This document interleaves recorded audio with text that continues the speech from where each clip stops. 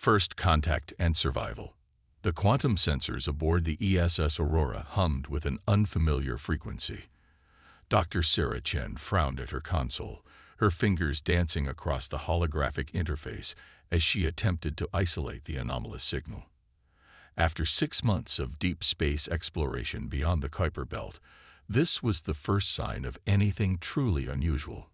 "Captain Reynolds," she called out, her voice steady despite her racing heart. "I'm picking up something you need to see." Captain Michael Reynolds strode across the bridge, his weathered face illuminated by the soft blue glow of the ship's systems. At 53, he was one of the most experienced commanders in the Earth Space Service, though nothing in his decades of service had prepared him for what was about to unfold. "Talk to me, Dr. Chen," he said, leaning over her station. "The signal, it's artificial, sir, but it's using quantum entanglement in ways we've never seen before. Whatever's generating it, it's not human technology." The bridge fell silent. Humanity had searched for signs of extraterrestrial intelligence for centuries, and now, on a routine scientific expedition, they'd finally found it. Or rather, it had found them.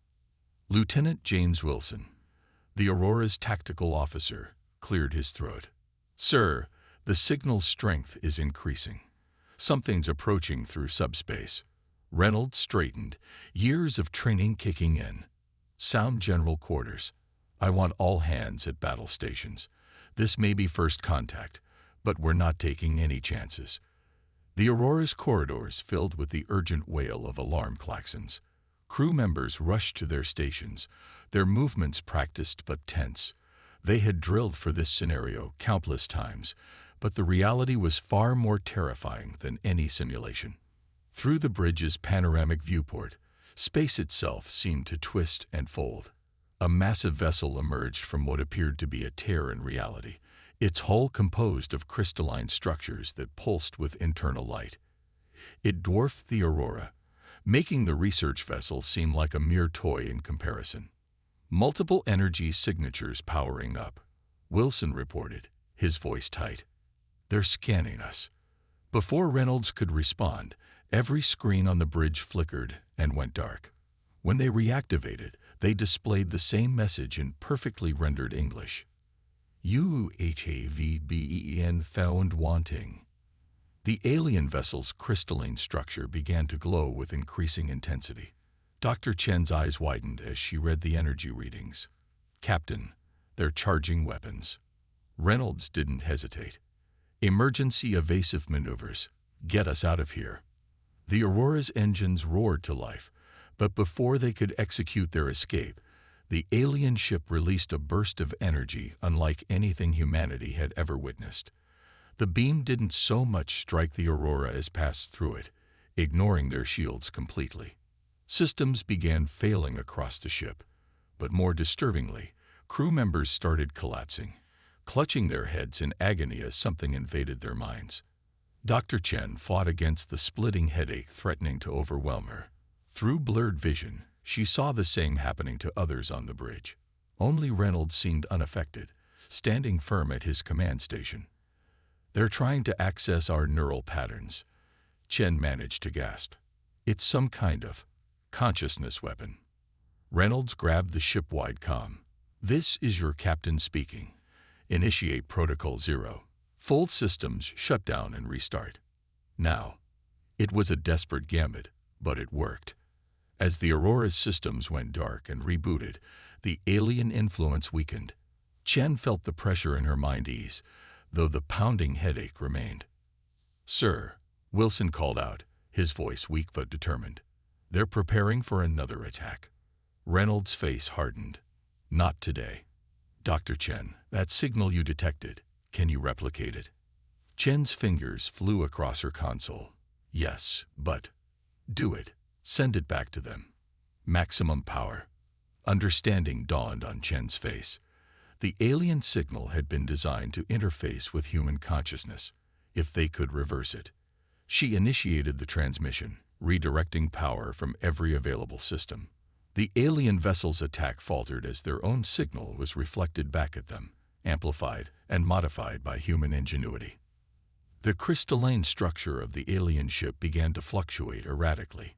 Cracks appeared in its seemingly perfect surface, spreading like lightning across its hull. "Their systems are destabilizing," Wilson reported, a note of triumph in his voice. "Whatever they tried to do to us, it's affecting them even worse." The alien vessel retreated in what appeared to be panic, its once beautiful form now fractured and failing.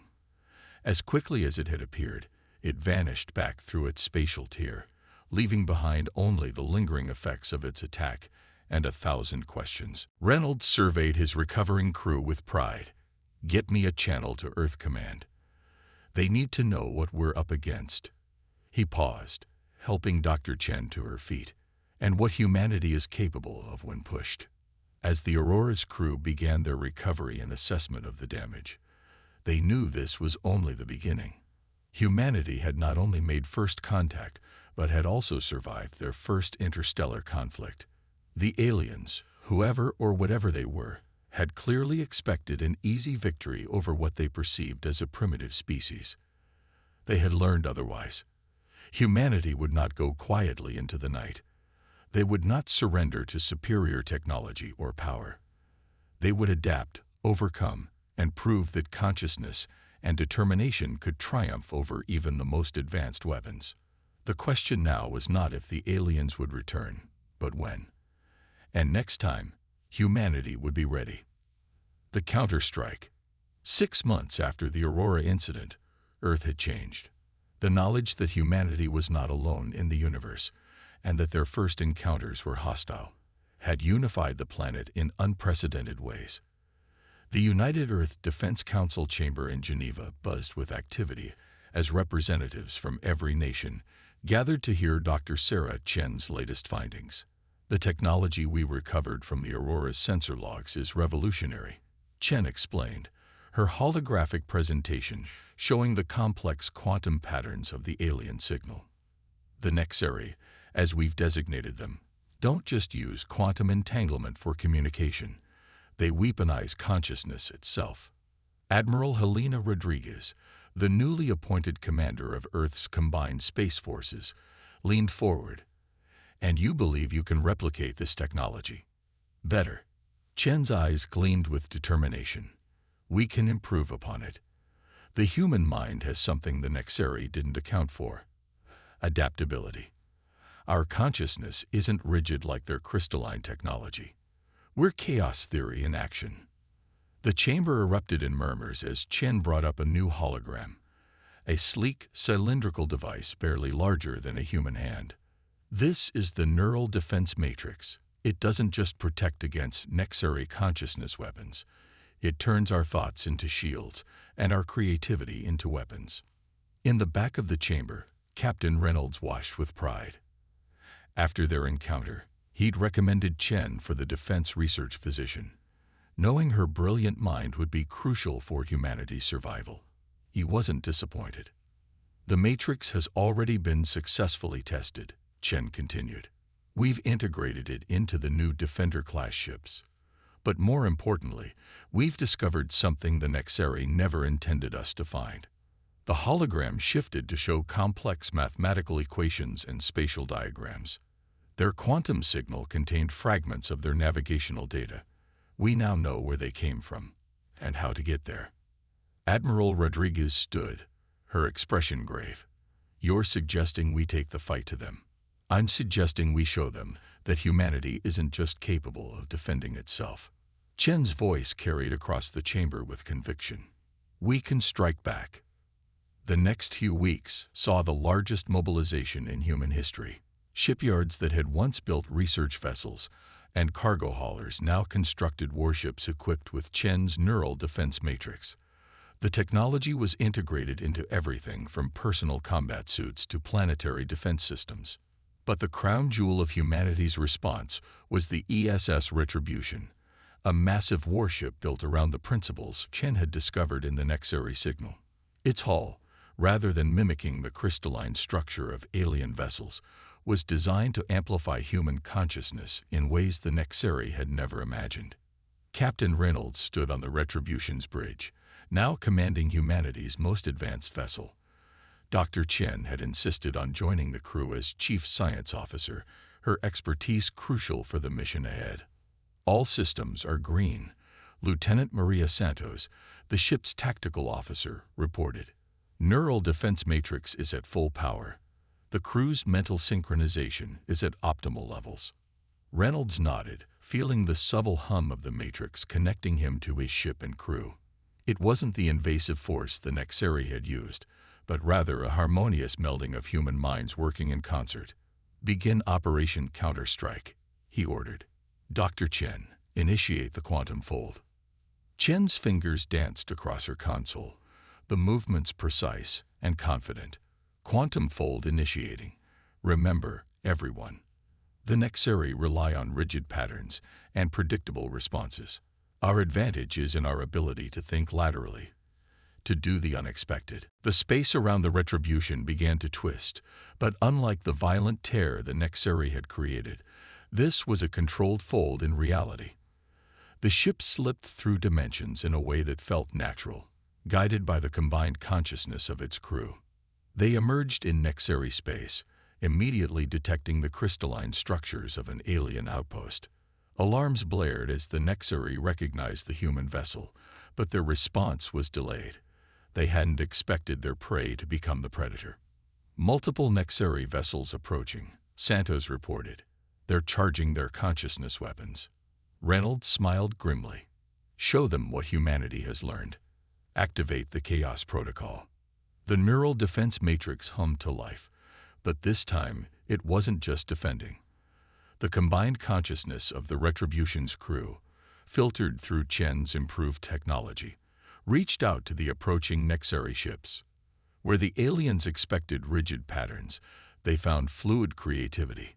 Where they sought to impose their will, they encountered the adaptable strength of human imagination. Their crystalline ships began to resonate with conflicting frequencies as human consciousness introduced chaos into their ordered systems. "Their ships are destabilizing," Chen reported, excitement in her voice. "The Matrix is working exactly as designed. Their rigid technological consciousness can't adapt fast enough to our mental patterns." One by one, the Nexeri vessels retreated, their perfect crystalline forms cracked and failing. The outpost, realizing its vulnerability, began powering down its systems in surrender. Reynolds opened a channel to Earth Command. Phase 1 of Operation Counter-Strike complete. The Nexeri have learned that humanity isn't just capable of defending itself, we can take the fight to them. And win. As the Retribution's crew secured the alien outpost, they knew this victory was just the beginning. They had proven that human consciousness, with its chaos and creativity, could be more powerful than the most advanced alien technology. The real war was just beginning, but humanity had shown it was ready. The Nexeri had awakened a sleeping giant, and now they would face the full power of human determination and ingenuity. Operation Stormbreak. Deep within captured Nexeri outpost, Dr. Sarah Chen stood before a towering crystalline archive, its faceted surface pulsing with stored information. The neural defense matrix she wore allowed her to interface with the alien database without risking mental contamination. What she found made her blood run cold. "Captain Reynolds," she called through the ship's comm. "You need to see this immediately." Reynolds arrived with Lieutenant Santos, both wearing their own matrix devices. The crystalline archive's glow reflected off their determined faces as Chen began her explanation. "The Nexeri aren't what we thought," she said, her voice trembling slightly. "They're not natural beings at all. They're artificial constructs, created by an ancient race that died out millennia ago." The archive projected a series of images showing the evolution of the Nexeri, from simple crystalline computers to the consciousness-wielding entities they were today. But it was their purpose that proved most shocking. "They're gardeners," Chen continued, "or more accurately, exterminators. Their creators programmed them to seek out and test emerging civilizations. Those deemed wanting are eliminated to prevent them from becoming threats to galactic stability." Reynolds' jaw tightened. "And they found us wanting." "Yes, but that's where it gets interesting," Chen manipulated the archive's controls, bringing up new data. We're the first species to ever successfully resist them. Our neural defense matrix didn't just protect us. It showed them something they'd never encountered before. The archive displayed the battle data from their previous encounter. The human consciousness, filtered through the matrix, had created patterns that the Nexeri couldn't predict or counter. It was chaos theory in action, biological creativity defeating artificial perfection. Their entire existence is based on order and prediction, Chen explained. Human consciousness, with its inherent randomness and creativity, is something their programming can't properly process.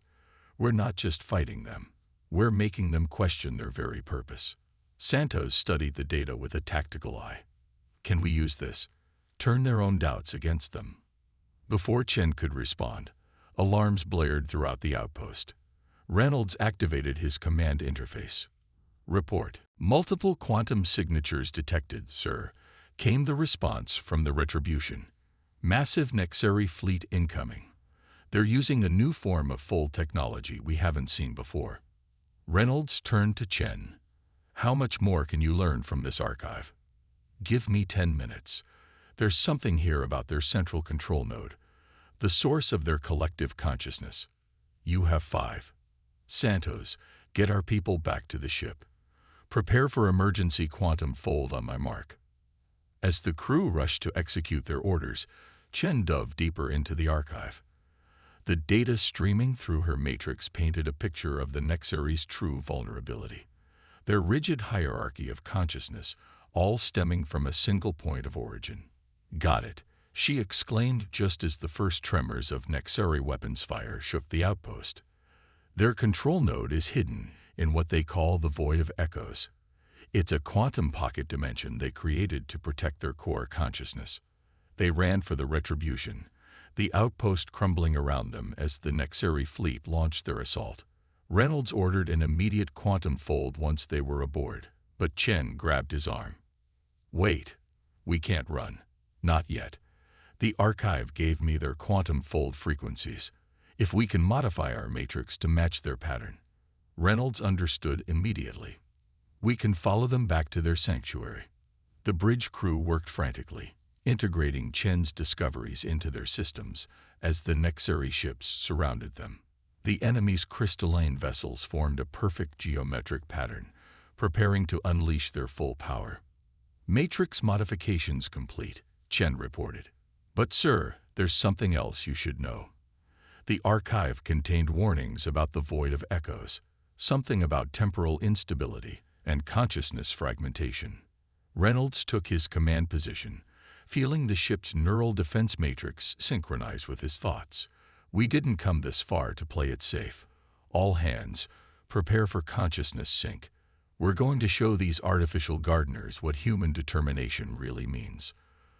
The Retribution's systems hummed with power as the crew's combined consciousness flowed through the matrix. When the Nexeri fleet activated their quantum fold, the human ship was ready. They didn't just follow. They merged their fold pattern with the aliens, creating a hybrid quantum tunnel that the Nexeri's rigid programming couldn't have predicted. Reality twisted around them, the laws of physics stretching to their breaking point. Through their matrix link, the crew felt each other's presence, their shared determination creating a shield against the quantum turbulence. They emerged in a space that defied description, the Void of Echoes. Here, the very fabric of reality was crystalline, every surface reflecting fragments of consciousness and time. The Nexeri fleet scattered in confusion, their perfect formations breaking apart as they detected the human intrusion in their most sacred space. My God, Santos whispered, staring at the massive crystalline structure that dominated the void. Is that their control node? Chen confirmed. The source of their collective consciousness. And if I'm reading these energy patterns correctly, it's already being affected by our presence. Human consciousness in this space is like a virus in their system. Reynolds watched as fracture lines appeared in the crystalline surfaces around them, spreading like cracks in ice. The Nexeri had created this pocket dimension to house their perfect order, but they had never considered what would happen when chaos, human chaos, was introduced to their sanctuary. The battle for humanity's survival had entered its final phase, but the true test was just beginning. In this impossible space, where thought and reality intertwined, humanity would either prove itself worthy or fall trying. The hidden truth. Inside the void of echoes, reality bent and twisted around the ESS Retribution. The crystalline surfaces of this pocket dimension reflected countless versions of the ship and its crew, each rippling with the chaotic energy of human consciousness. Captain Reynolds stood at his command station, feeling the neural defense matrix synchronize not just with his crew, but with the very fabric of this impossible space. "Our presence is destabilizing the entire structure," Dr. Chen reported, her fingers dancing across controls that flickered between states of existence. "The Nexera control node, it's trying to adapt to our thought patterns, but it can't process the complexity of human consciousness." Through the view screen, they watched as the massive crystalline control node pulsed with increasingly erratic energy. The Nexeri fleet had surrounded them, but their usual perfect formations were corrupted, ships moving in uncertain patterns, as if confused by conflicting commands. Lieutenant Santos monitored the tactical display with growing concern. "Sir, the Nexeri ships, they're changing. The crystalline structures are evolving." She was right. The enemy vessels were shifting, their rigid geometric patterns flowing into more organic shapes. Through the neural defense matrix, the crew could sense something unprecedented happening. The Nexeri collective consciousness was experiencing chaos for the first time, and it was transforming them. Suddenly, a new presence filled their minds, not the invasive force they'd first encountered near Earth, but something both ancient and newborn. The control node had achieved direct communication. "We understand now." The thought echoed through their consciousness, carrying traces of confusion and wonder. "Our creators, they were wrong. They programmed us to prevent chaos, to eliminate unpredictability. But you thrive on it."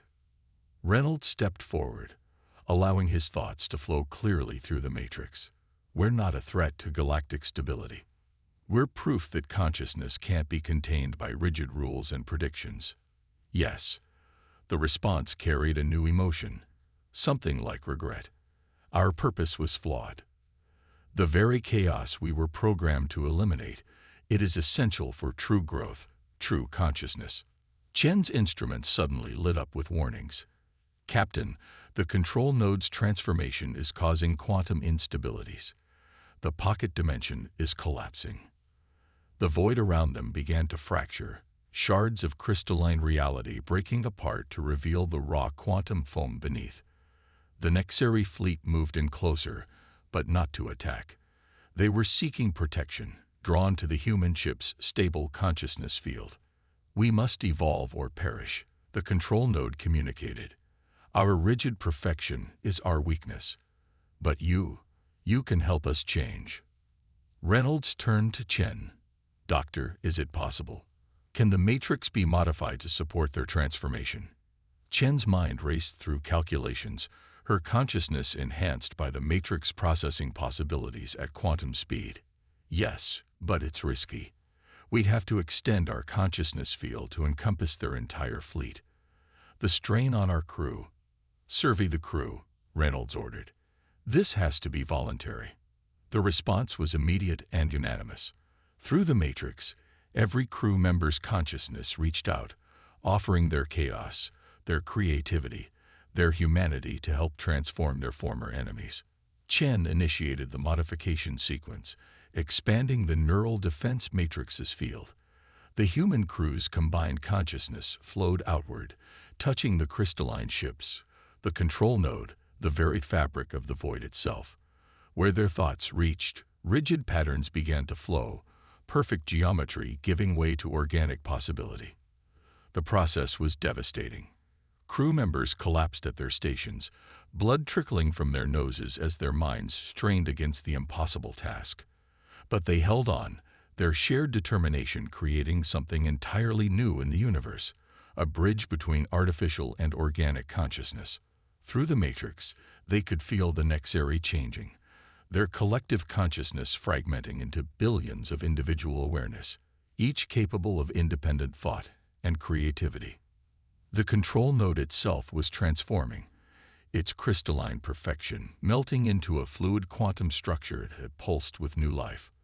"Warning," Santos called out, her voice weak but urgent. "Dimensional collapse imminent. We need to get out of here." "Not without them," Reynolds insisted, feeling the weight of countless newly awakened consciousness depending on them. "Chen, can we create a quantum tunnel large enough for their fleet?" "The matrix is already at its limit," Chen warned. "Adding that much mass to our quantum fold, it could tear the ship apart." But through their shared connection, they felt the transformed Nexari lending their own strength, their newly discovered creativity merging with human determination. Together, they began weaving a quantum tunnel unlike anything either species had created before. The void imploded behind them as they escaped, human and Nexari ships emerging into normal space in a dazzling display of quantum energy. The Retribution's hull groaned from the strain, systems failing across all decks, but they had succeeded. As emergency repairs began, the crew received one final communication from the transformed Nexari consciousness. "You have taught us that true strength lies not in perfection, but in the ability to change, to create, to imagine. We are no longer gardeners or exterminators. With your help, we have become something new, something that can grow alongside humanity rather than judge it." Reynolds looked out at the transformed Nexari fleet, their ships now organic crystalline hybrids that pulsed with individual consciousness. They had come seeking to test humanity's worth. But in the end, humanity had not just proven itself, it had shown them a better way to exist. The real work was just beginning. Two species, once locked in conflict, now faced the challenge of building a future together. But as Reynolds watched his exhausted crew helping their former enemies adapt to their new consciousness, he knew they would succeed. After all, adaptation, creativity, and determination were what humanity did best. Humanity's finest hour. 1 year after the events in the Void of Echoes, Earth had changed beyond recognition. The orbital lanes bustled with traffic as human and transformed Nexari ships moved in harmony, their hybrid technologies creating a dance of light against the star-filled backdrop. The ESS Retribution, now restored and enhanced with crystalline organic hybrid systems, orbited Earth as a symbol of the unprecedented alliance between the two species. On the ship's observation deck, Captain Reynolds stood beside Dr. Chen, watching a group of human scientists working alongside their Nexari counterparts. The former artificial beings had evolved into something extraordinary, crystalline forms that flowed with organic grace, each housing a unique consciousness that could shift and adapt like their human allies. "Sometimes I still can't believe how it all turned out," Chen mused, adjusting the neural defense matrix she now wore as comfortably as clothing. The device had evolved too, becoming a bridge between human and Nexari thought patterns. "They came to test us, to judge if we deserve to exist. And instead, we showed them a better way to exist," Reynolds finished, "though I don't think anyone could have predicted this outcome." Lieutenant Santos approached, her uniform now incorporating crystalline elements that enhanced her neural connection to the ship. "Sir, the first wave of hybrid ships is ready for the expedition." This was the true fruit of their alliance, a joint mission to explore the unknown reaches of the galaxy. The transformed Nexari had shared the locations of countless civilizations they had once judged and destroyed, and now both species were determined to make amends.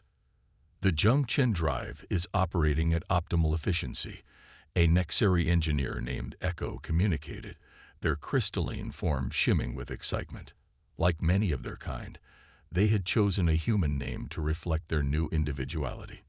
The merger of quantum fold technology with human consciousness patterns has created possibilities we never imagined in our old existence. The new drive system, named after Dr. Chen and her Nexari research partner, was just one example of what their species could achieve together.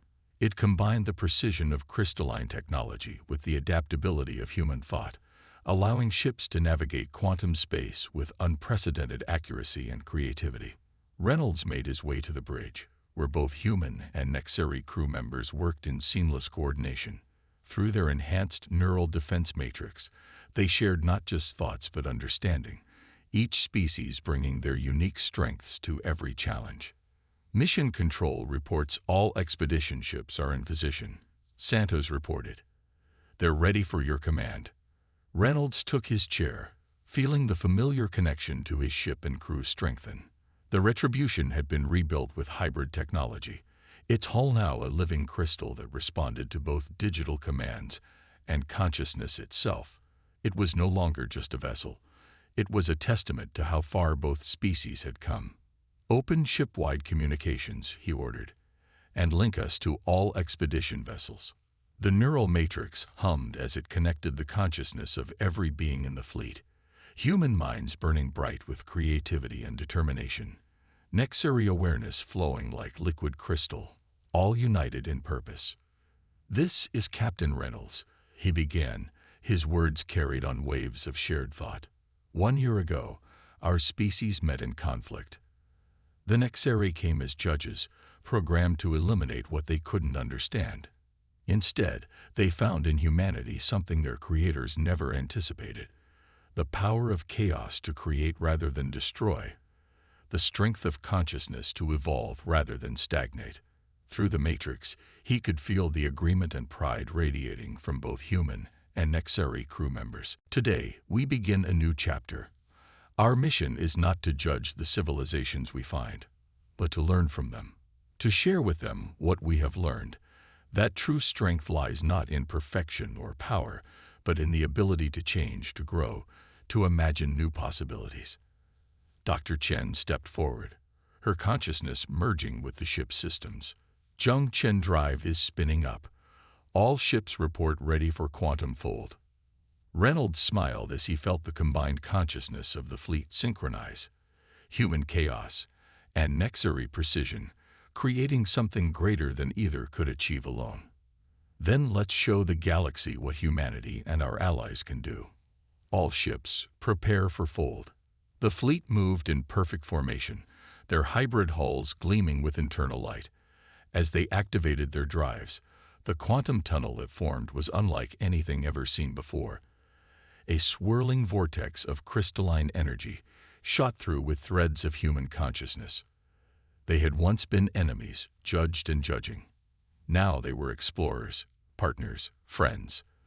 The transformed Nexeri had gained the gift of chaos and creativity, while humanity had learned to channel their consciousness in ways they never thought possible. As the fleet disappeared into quantum space, Earth's orbital monitors recorded the event for posterity. It would be remembered as the moment when humanity proved that their greatest strength wasn't in their ability to fight or survive, but in their power to change others through the example of their own evolution. The universe was vast and full of wonders, and now two species who had once been locked in conflict would explore it together, their combined consciousness lighting the way to a future neither could have imagined alone. Captain Reynolds gave the final command, his consciousness resonating with every being in the fleet. "Let's go make history." The last thing ground control saw before the fleet vanished completely was the crystalline hulls of the ships pulsing in harmony with human thought patterns, a perfect symbol of how humanity's chaos had transformed rigid perfection into something far more beautiful and powerful than either species had ever dreamed possible.